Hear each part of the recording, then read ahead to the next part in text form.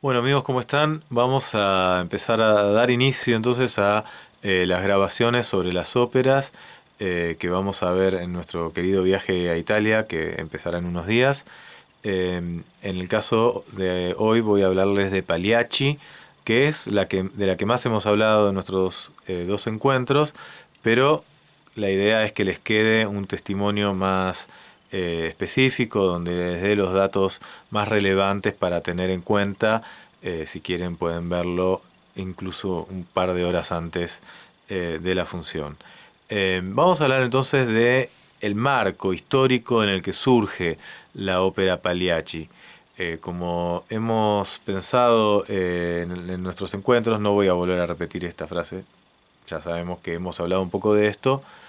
Eh, la ópera Pagliacci se inscribe en el movimiento conocido como verismo en Italia, ¿no? Un movimiento propio de fines del siglo XIX.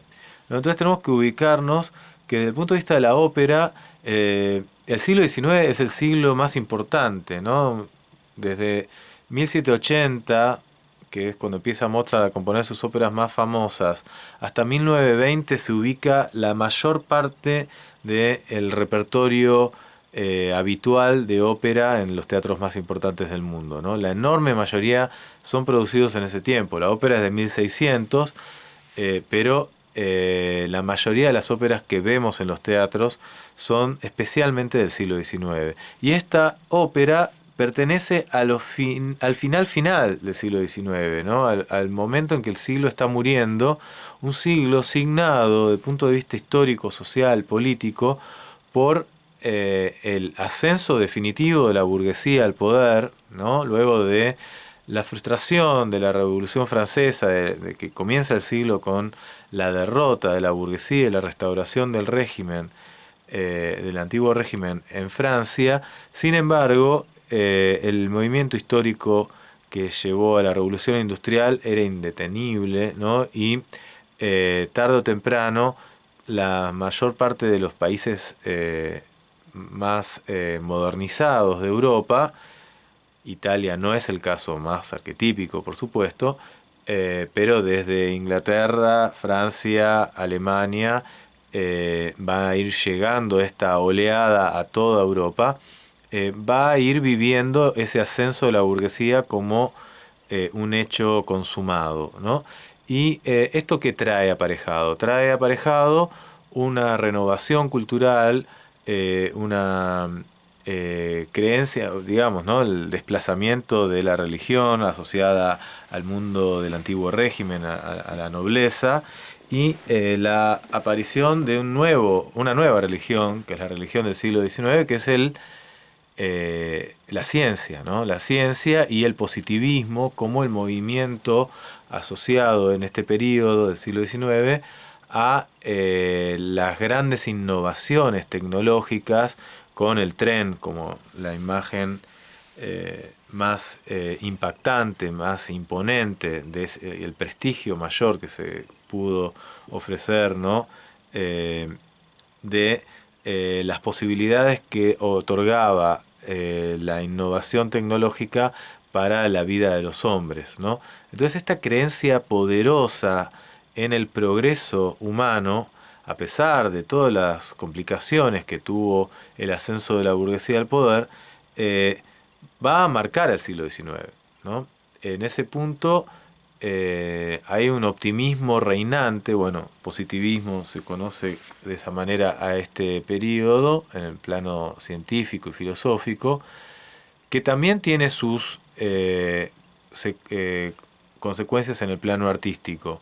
Gaby tal vez nos hable en algún momento del impresionismo como un ejemplo de eso. Pero lo que me parece a mí importante es marcar esta tendencia, porque esta tendencia dejó de lado o no quiso ver o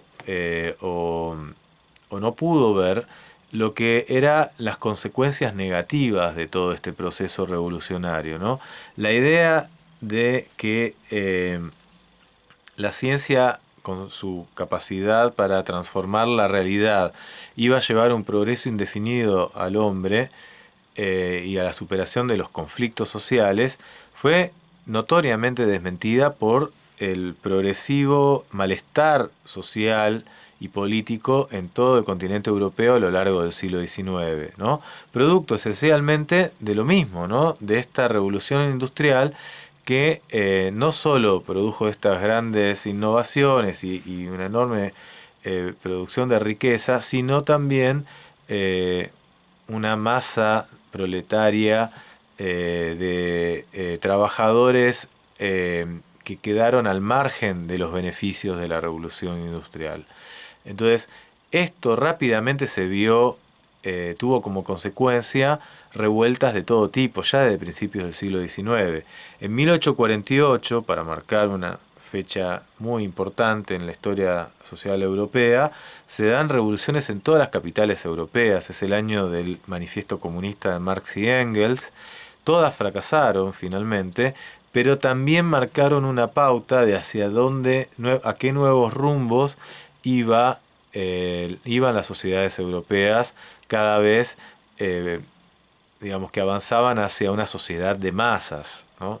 En ese punto, el ámbito de la cultura, en la segunda parte del siglo XIX, no pudo ya más mantenerse al margen de estas transformaciones sociales tan poderosas y empezó a hacerse cargo, ¿no? E introducir en el seno del arte mismo la problemática social del reclamo social de las clases trabajadoras, ¿no?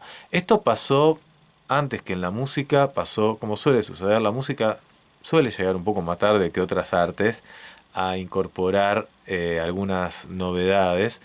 En primer lugar en la literatura, ¿no? O también en la pintura, como vamos a ver en el Museo Novecento en, eh, en Milano. Bueno, uno puede ver ahí que hay una incorporación más temprana de la problemática de los trabajadores, de la gente desplazada, de los marginados, los que se quedan afuera de este proyecto de industrialización, en el ámbito de la pintura, por ejemplo, y por supuesto en el realismo, también esto está presente en la literatura mucho antes que en la música y que en la ópera, en el teatro también antes que en la ópera. En algún momento en Italia se da este fenómeno llamado verismo en el plano de la literatura, con un escritor que va a ser consagrado en su momento como el líder del movimiento, que es Giovanni Verga, ¿no? Con un apellido singular que podemos asociar a tantas cosas, entre ellas a una empresa de mudanza. Él va a llevar adelante este movimiento, esta tendencia en Italia, y es importante porque Cavalleria Rusticana tiene que ver con la historia. Cavalleria Rusticana tiene que ver con un cuento escrito por Giovanni Verga, ¿no?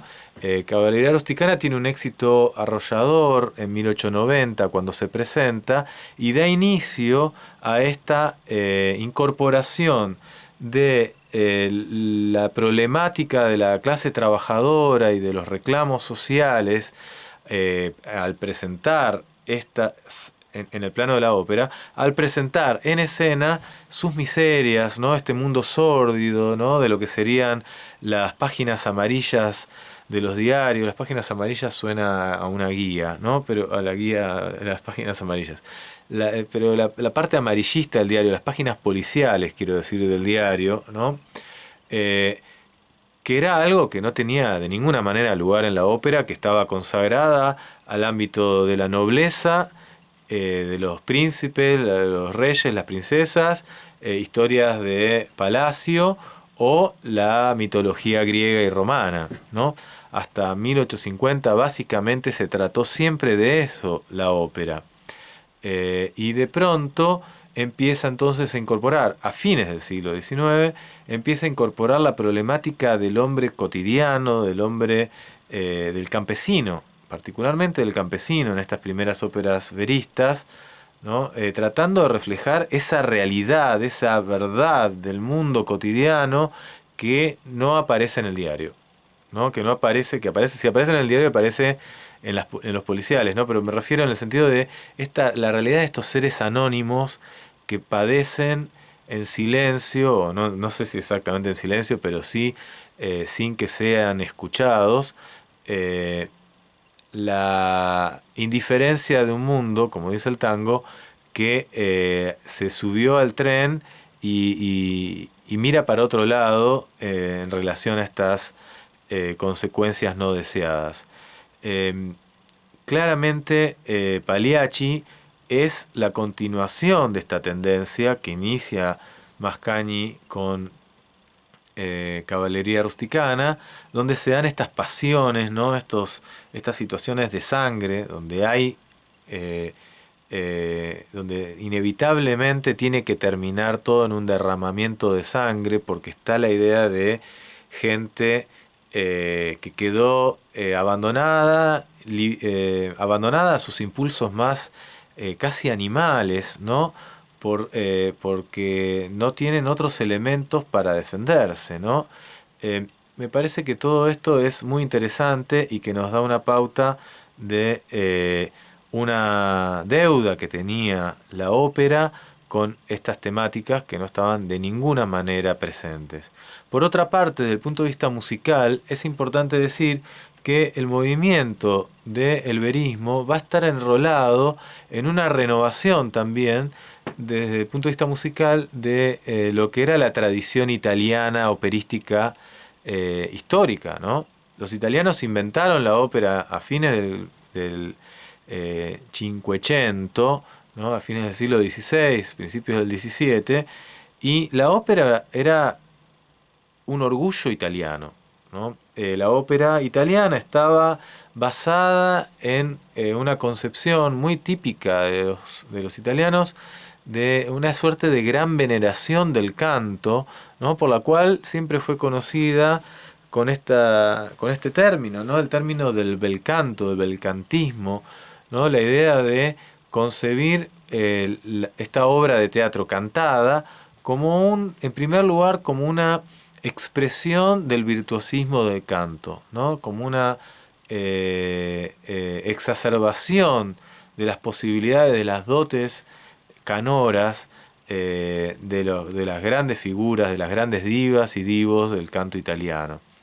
Esto fue ya desde mucho antes resistido en otras latitudes, ¿no? Por Gluck, por ejemplo, con su famosa reforma de la ópera que quiere darle más dramatismo.